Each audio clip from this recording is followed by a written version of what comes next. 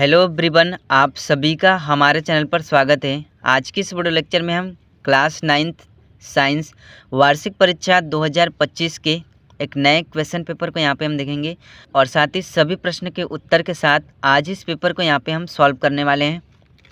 सबसे पहले यहाँ पर खंड अ में आएंगे तो भौतिक विज्ञान से संबंधी बहुविकल्पी प्रश्न यहाँ पे पूछा गया है। पहला क्वेश्चन यहाँ पे दे दिया है, निम्नलिखित में सदिश राशि है।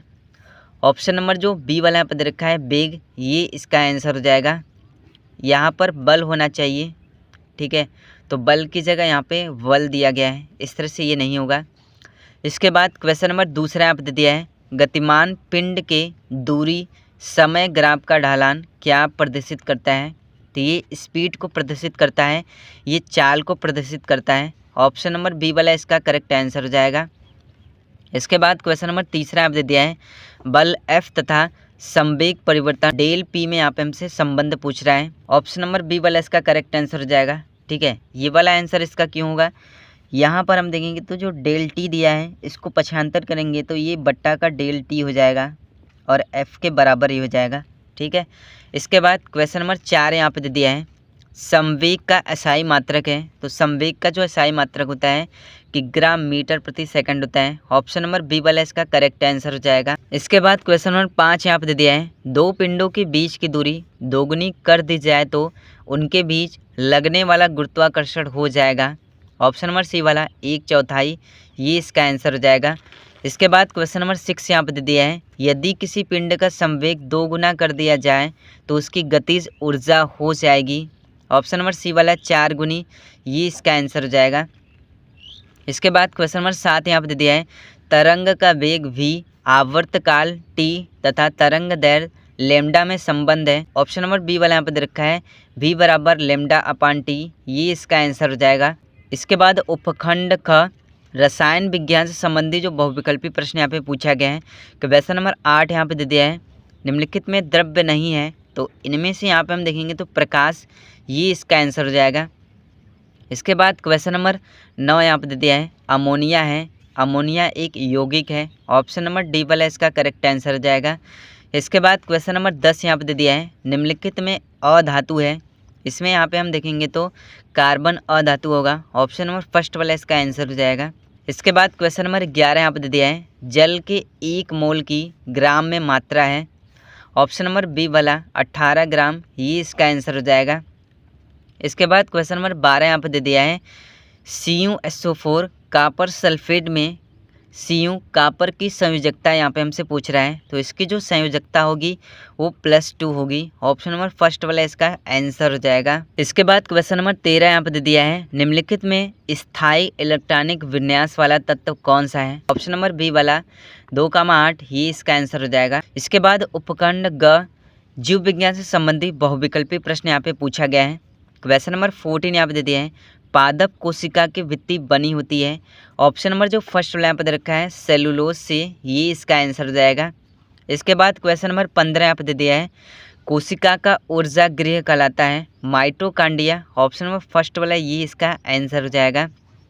इसके बाद क्वेश्चन नंबर 16 यहाँ पे दे दिया है, कौन सी पेशियाँ जीवन भर लयबद्ध होकर प्रसार तथा संकुचन करती रहती हैं।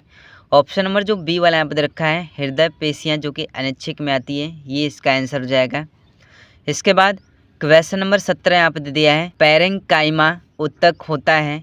ऑप्शन नंबर जो बी वाला यहाँ पर रखा है एक स्थायी ऊतक होता है, ये इसका आंसर हो जाएगा। इसके बाद क्वेश्चन नंबर 18 यहाँ पर दे दिया है, ऊतकों का निर्माण होता है। ऑप्शन नंबर जो बी वाला यहाँ पर रखा है एक जैसी कोशिकाओं से, ये इसका करेक्ट आंसर हो जाएगा। इसके बाद क्वेश्चन नंबर 19 यहाँ पर दे दिया है, पशुओं के लिए चारा प्राप्त किया जाता है बरसिम से, सूडान घास से, जई से, इनमें से सभी, ये इसका आंसर हो जाएगा। इसके बाद क्वेश्चन नंबर 20 में आएंगे तो निम्नलिखित में तेल प्रदान करने वाला पादप है। ऑप्शन नंबर जो बी वाला यहाँ पे रखा है सूरजमुखी, ये इसका आंसर हो जाएगा। इसके बाद यहाँ पे खंड ब वर्णनात्मक प्रश्न उपखंड क भौतिक विज्ञान से संबंधी 4 नंबर के जो क्वेश्चन है यहाँ पे पूछे गए हैं। क्वेश्चन नंबर पहला यहाँ पे दे दिए हैं, गति के द्वितीय समीकरण S बराबर ut plus 1/2 half at square के यहाँ पे हमें निगमन करना है। 4 नंबर का जो क्वेश्चन से पूछा गया है। क्वेश्चन नंबर दूसरे में आएंगे तो जड़त्व किसे कहते हैं, जड़त्व का नियम यहाँ पे हमें लिखना है। हथौड़े को जमीन पर पटकने से हथौड़े हत्थे में कस जाता है, क्यों, यहाँ पे हमें समझाना है। तो जड़त्व किसे कहते हैं? वस्तुओं का वह गुण जो उसकी गति या विराम की अवस्था में परिवर्तन होने से रोकता है, जड़त्व कहलाता है। जड़त्व का नियम क्या है? जड़त्व के नियम के अनुसार कोई वस्तु स्थिर रहेगी या एक समान गति से चलती रहेगी जब तक कि उस पर कोई बाहरी बल न लगाया जाए। इसके बाद क्वेश्चन नंबर 3 और 4 में यहाँ पर हमें न्यूमेरिकल सॉल्व करने के लिए दिया गया है। ठीक है, तो इन क्वेश्चन को आपको किस तरह से करना है मैंने एक्सरसाइज में करा रखा है, अथवा करके यहाँ पर इस क्वेश्चन को हम कर सकते हैं, इनमें अंतर स्पष्ट यहाँ पे हम कर सकते हैं।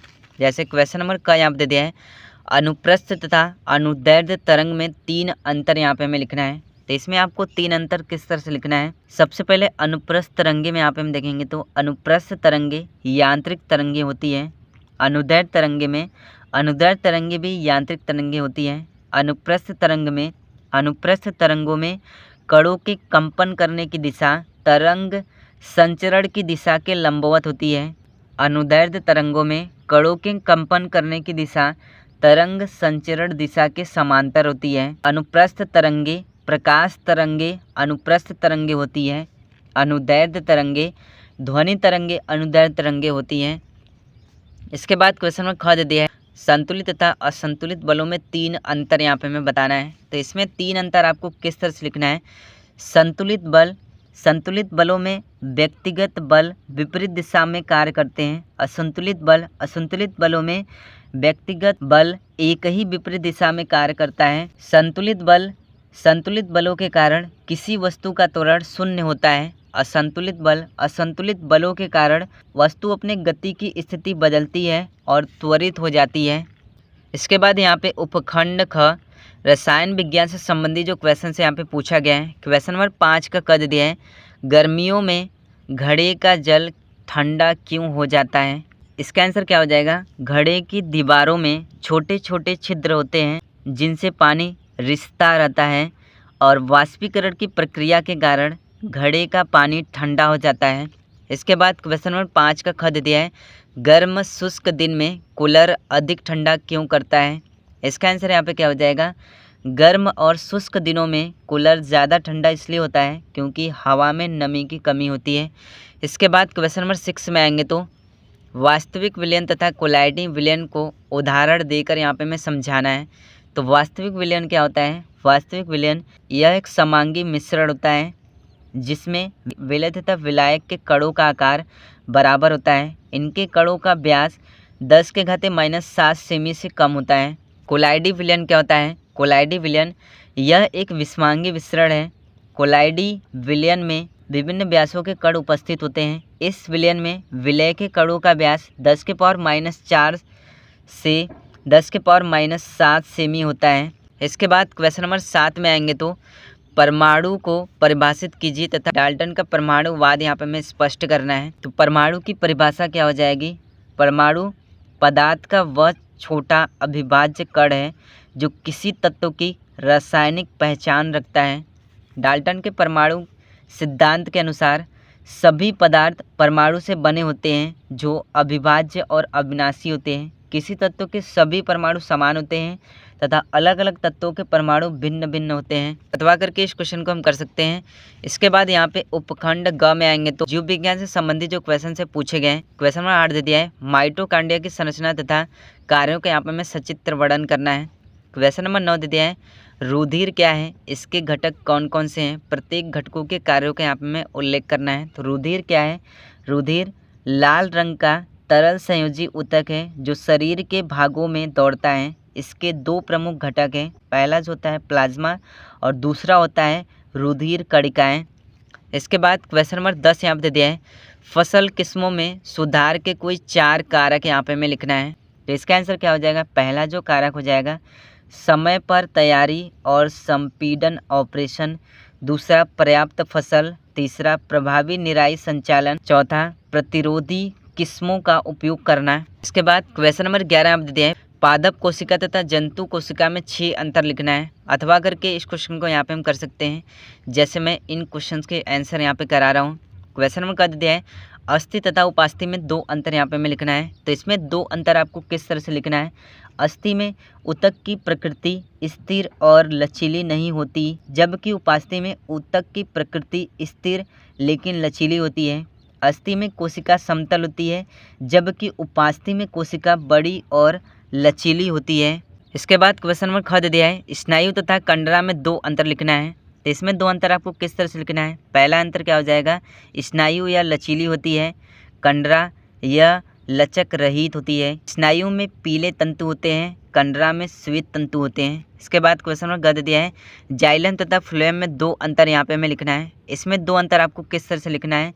जाइलम पानी और खनिजों को जड़ों से पौधों के अन्य भागों तक ले जाता है। फ्लोएम पत्तियों से बने खाद्य पदार्थों को पौधों के सभी भागों तक ले जाता है। जाइलम में ये प्रकार में निर्जीव ऊतक होते हैं, फ्लोएम ये प्रकार में सजीव ऊतक होते हैं। तो इस तरह से क्लास 9th विज्ञान वार्षिक परीक्षा 2025 के क्वेश्चन पेपर में जो क्वेश्चन से पूछे गए हैं, वीडियो पसंद आए तो वीडियो को लाइक कर दीजिएगा, साथ ही हमारे चैनल पर नए चैनल को सब्सक्राइब कर दीजिएगा।